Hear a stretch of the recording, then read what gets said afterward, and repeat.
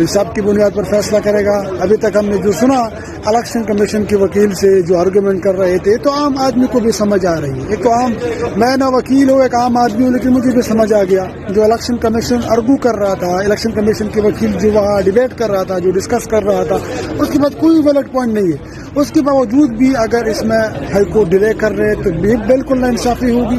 اور یہ اس ملک میں جو رول آف لا کی ایک امید ہے ہائی کورٹ, وہ اس کو نقصان پہنچے گا. ہم ریکویسٹ کر رہے ہیں کہ اس بلے کا نشان یہ پاکستان تحریک انصاف کا حق تھا.